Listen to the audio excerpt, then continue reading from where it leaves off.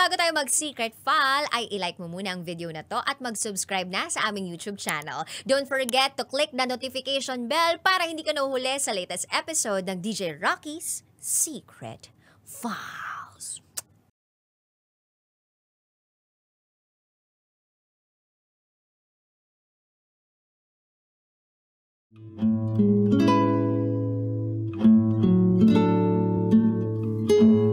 And now, it's time for DJ Rocky's Secret Files.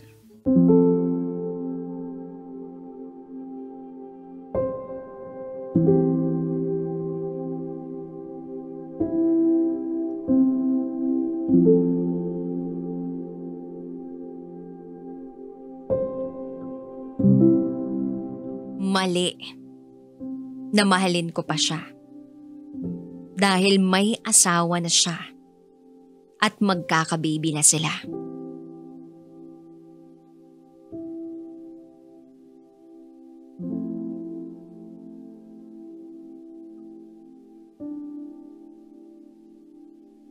Hi DJ Rocky. I'm one of your biggest fans since I was in college. Lagi na akong nakikinig sa mga storya mo. Lalo na kapag usapang pag-ibig. Kasi nandun yung kilig. Nandun yung lungkot,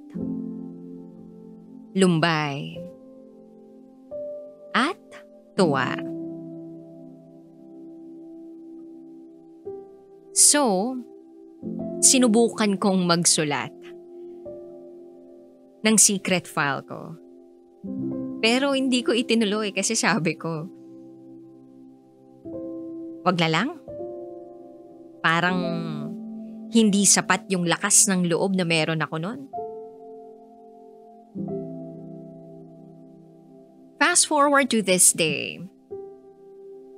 Every day, habang nasa trabaho, habang nakikinig ako sa'yo, meron nang nag-udyok sa akin na ibahagi ang sarili kong karanasan. And this time, buo na ang loob ko. Malakas na ang loob ko. Here I am. Itago mo ako sa pangalang Ellie. At ito, ang aking secret file.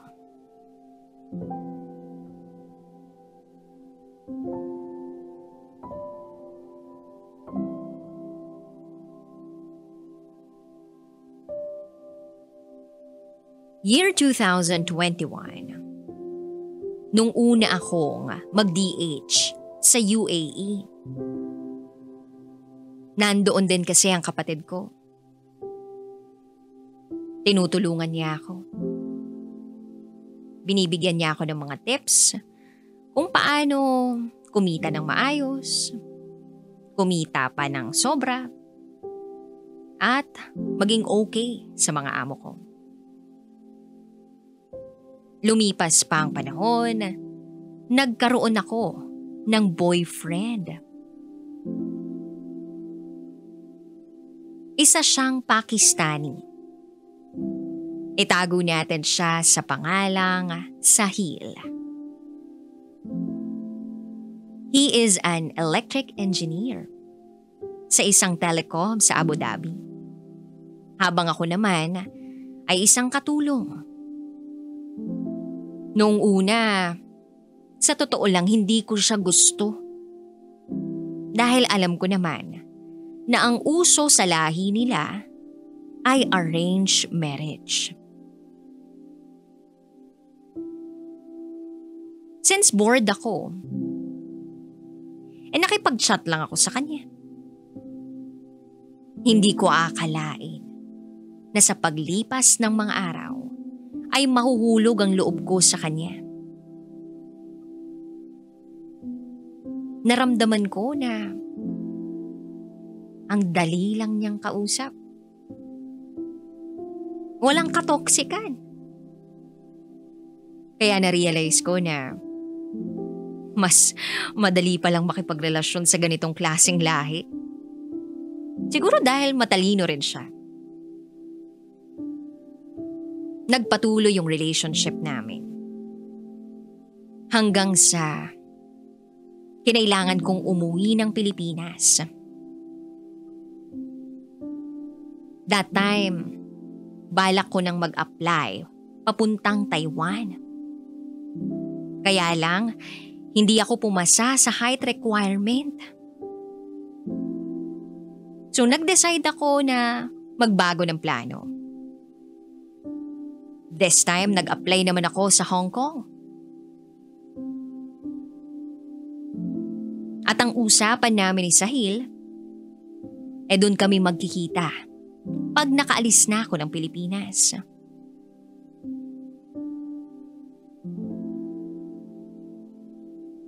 Habang nag-a-apply ako papuntang Hong Kong,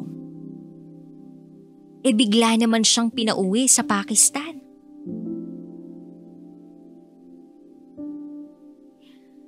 Kailangan niyang magstay doon ng 28 days. At sa 28 days na nandoon siya, 3 beses ko lang siyang nakausap. Wala siyang sinabi sa akin o ikinuwento. Hanggang sa nakabalik na siya ng Abu Dhabi. Pagbalik niya ng Abu Dhabi, back to normal kami. Magkatawagan kami 24/7. Hanggang sa pinalad na akong makaalis ng bansa para makapunta ng Hong Kong.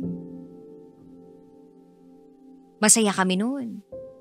Dahil 1 year and 4 months na kaming LDR.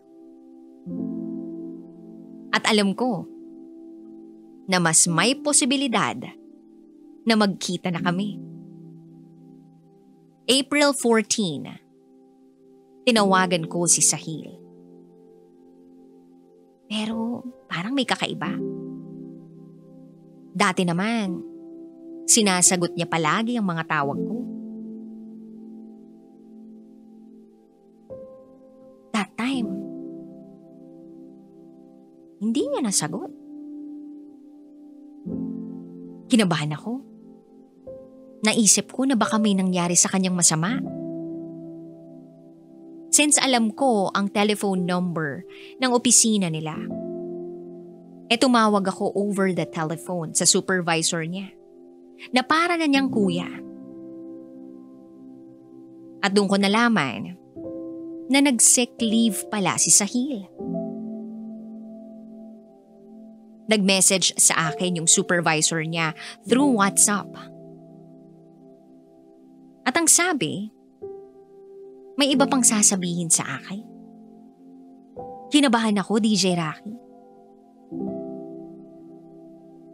At nang makita ko ang mensahe ng supervisor ni Sahil sa akin, para akong pinagbagsakan ng langit at lupa. Ikinasal na raw si Sahil.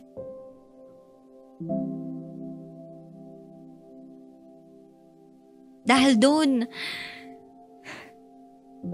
napaiyak ako. Walang tigil ang luhang nanggagaling mula sa mga mata ko. Nanginginig ako. Ang sakit-sakit. Imagine, going 3 years na kami by June ni Sahil. Pero malalaman ko na ikinasal na pala siya sa iba.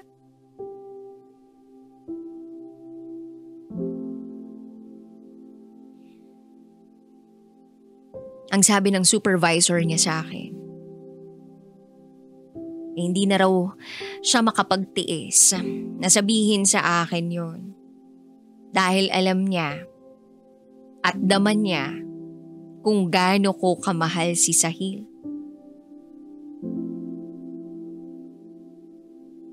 Which I appreciate naman. Pero grabe, ang sakit-sakit.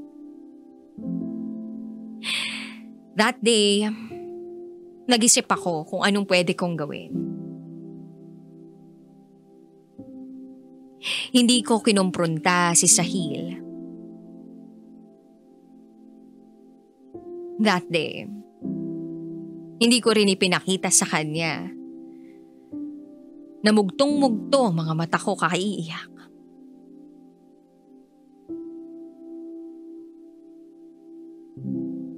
April 14. Tinanong ko siya.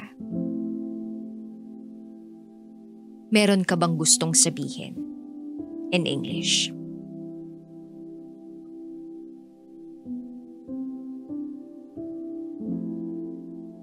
Alam niya agad kung ano yung pinupunto ko.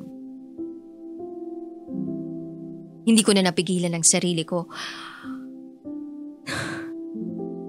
Umiyak na ako ng umiyak.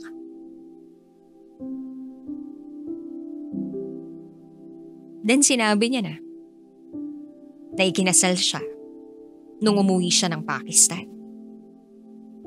Then I asked him, "Did you have sex?" And he said yes. I asked again. Once? Twice? Thrice? Then he said, twice lang daw. At eto na ang mas masakit na nalaman ko. Sa dalawang beses na merong nangyari sa kanila nung babae na pinakasalan niya, ay merong nabuo. At dun na ako humagulgol ng sobra-sobra, hindi ko na kinaya yun. Alam ko na ako ang mahal niya. Naisip ko noon, na asawa lang siya. Ako ang mahal. Noong mga panahon na hindi ko pa nakakausap si Sahil at hindi ko pa alam na buntis ang asawa niya, alam ko sa sarili ko na patatawarin ko siya. Alam kong tatanggapin ko siya. Alam kong mamahalin ko pa rin siya. Itutuloy ko pa rin kung anong meron kami.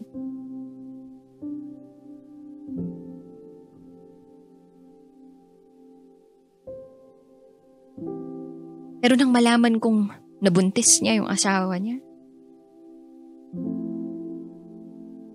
hindi ko alam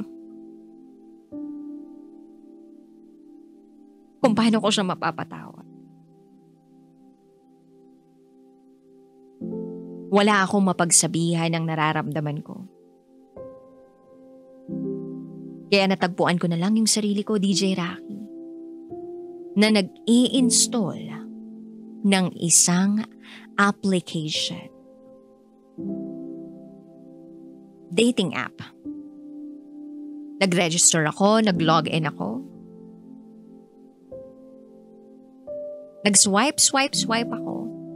Nag-heart react ako on not more than 5 guys. Nilagay ko pa sa bio ko na hindi ako naghahanap ng kasex. Hindi ako naghahanap ng commitment. But serious relationship ang hanap ko. Yes. Yung mas mabigat pa sa sex at commitment. Serious relationship. So ang mga hinard ko na guys ay yung parang seryoso ang datingan for me. May mga nakachat ako. 3 different guys. Yung isa, Chinese, 40 years old. Isa siyang lokal sa Hong Kong. Siya ay teacher. Then, meron naman akong nakachat na 2 Pinoy. Yung isa, from the Philippines. At yung isa naman, ay taga Macau. Nung naninimbang ako, parang ayoko ng Chinese. Kasi mahihirapan pa ako makipag-communicate. May language barrier, kumbaga. Then yung mga Pinoy naman, parang ayoko rin. Kasi parang fling-fling lang eh. Pero yung isang Pinoy na lumaki sa Macau, medyo nataypan ko. May konti akong interest dun. Itago natin siya sa pangalang J. Pure Filipino. But he was born in Macau. Never pa siyang umuwi ng Pilipinas. And take note, marunong siya na mag-Tagalog. Nag-react ako sa photo niya kasi parang seryoso siya. Parang naghahanap siya ng seryosong relasyon. Then nag-PM naman siya sa akin.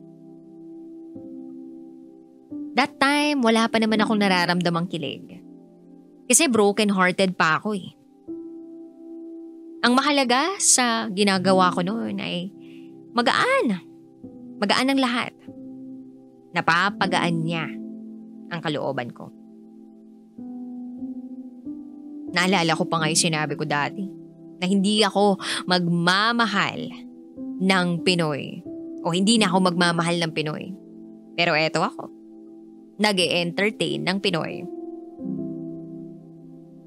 Pero di naman siya talaga Pinoy na Pinoy dahil nga lumaki siya sa Macau.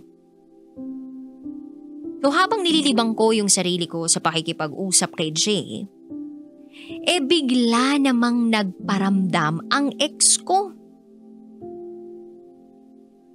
Yes, DJ Rocky. Nagparamdam si ex. Nakikipag-ayos sa akin si Sahil.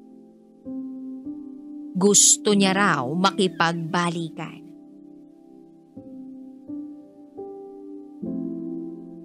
Then naging honest ako kay Jay. I told him na I'm trying to fix things with my ex kasi mahal ko pa.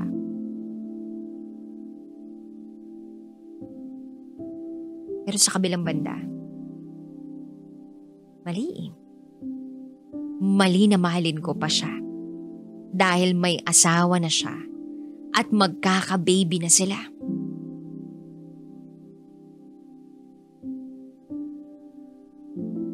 Pero siguro sadyang malakas lang ang sigaw ng puso ko. Na sa sobrang lakas, binalak kong pumunta ng UAE. May 2023. It was my day off. Ang plano ko, magpunta sa travel agency para i-book ang flight ko papuntang Abu Dhabi. Sumakay ako ng bus. While on the road, chinat ko si Jay. Tinanong ko siya kung pwede niya ba akong samahan mamasyal sa Macau bago man lang ako umalis ng Hong Kong. Napasarap ang usapan namin along the way. Bumaba ako ng bus habang kausap ko pa rin siya. Na hindi ko namamalayan na may dala-dala akong paper bag.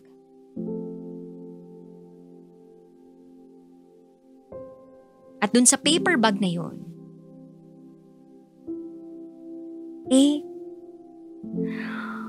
wala pala doon. Wala pala doon yung visa, passport at kontrata ko. So nagmadali akong bumalik ng bus stop para balikan. Yung kung ano mang naiwan ko nahulog dun sa bus. Kaya lang huli na. Dahil nakaalis na ang bus. Kinabahan ako. Kasi wala eh. Wala yung mga importanteng dokumento ko. Pero Paano ko sasabihin sa amo ko na nawala ko yung mga yun? At ano ang rason kung bakit ko yung daladala? So ang nangyari, umuwi ako sa bahay ng amo ko. Nakaisip na ako ng palusot ko. Ang sabi ko, dapat ay mag-e-enroll ako sa caregiving school. Kaya daladala ko yun. Naniwala naman ang amo ko. That time, naisip ko na lang na baka senyales ni Lord na mali ang desisyon kong balikan pa si Sahil.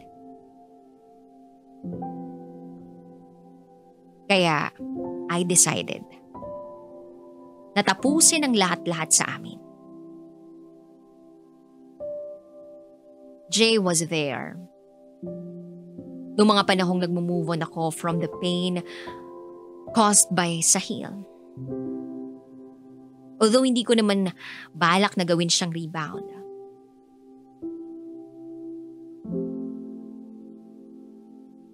At nung consistently ka-chat ko na si Jay, sabi ko na sa sarili ko, I will love this person genuinely.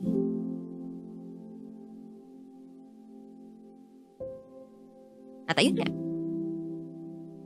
We began talking every day. Yung parang kami na kahit naniligaw pa lang naman siya. At mabilis ako nahulog sa kanya dahil magaan siyang kausap. Lagi siyang nagsasabi ng I love you. At ang lagi ko namang sagot ay thank you sa pagmamahal mo. Gusto ko pa naman sanang patagalin yung pagsagot sa kanya kaso mahal ko na rin siya. June 7, 2023, 12 midnight. Sinagot ko na siya.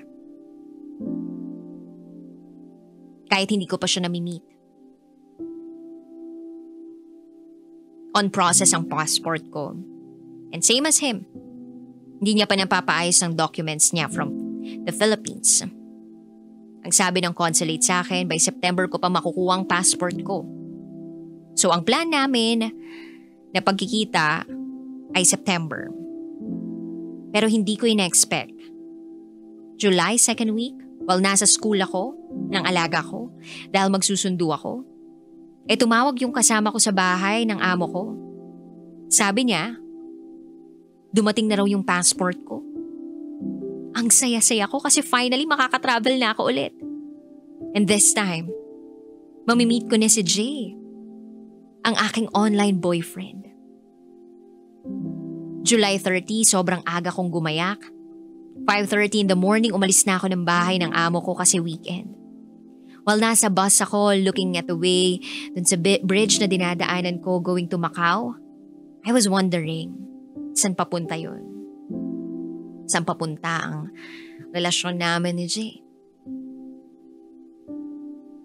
So eto na. Nauna akong dumating kay Jay. Tumawag siya through a video call. Naka-off yung camera ko. Then, there he was. Nakasuot ng coort na color pink. May dalang bulaklak. Sunflowers. Hindi ko alam at bigla akong napayakap sa kanya. First time namin magkita in person. At nung nagkita kami finally, parang pakiramdam ko, matagal na kaming magkakilala. Ganun siguro pag nasa tamang tao ka na. Even if it's just a minute, it will feel like more than a lifetime. Expectation versus reality. Gwapo siya, matangkad siya, malaki ang katawan. Yung lips niya parang lips ng babae. So gumala na kami. Pero una naming pinuntahan ay simbahan. Nagdasal ako sa Panginoon na if it's not too much to ask, siya na sana ang pang-lifetime ko. Itong si Jay na sana ang pang-lifetime ko. Then after that, pinakilala niya ako formally sa mama niya at sa bunso niyang kapatid. Then, nagplano na kaming umuwi ng bahay niya kasi mainit pa sa labas, magpapahinga lang kahit saglit. So, pagdating ng bahay, alam na this, mutual understanding. Nagyugyugan na kami, DJ Rocky. Damang-dama ko yung pagkasabik namin sa isa't isa. Yung pagmamahal namin sa isa't isa. Then every week, pumupunta na ako ng Macau to spend my off with him. Meron na kami laging plano kung saan pupunta at kakain, anong gagawin. Lagi naming sinusulit ang bawat pagkakataon na magkasama kami. At dahil doon, mahal na mahal ko na siya. Akala ko dati hindi na ako magmamahal tulad ng pagmamahal na ibinigay ko kay Sahil. Pero hindi pala. Going 1 year na kami ni Jay this June 7. We are on LDR. Ngayon nasa Macau na siya. Nasa Thailand naman na ako. But we are looking forward sa next na pagkikita namin. We will meet again. At sana dumating din yung pagkakataon na hindi na namin kailangang tawirin ang anumang bansa para lang makapiling ang isa't isa. Hanggang dito na lang po, DJ Rocky. Sana ay may natutunan ang iyong tagapakinig sa aking kwento. Huwag kayong mawalan ng pag-asa sa pag-ibig. Your greatest heartache is your greatest blessing. Sabi nga yan ni DJ Rocky. Muli, ako si Ellie. At ito, ang aking secret vow.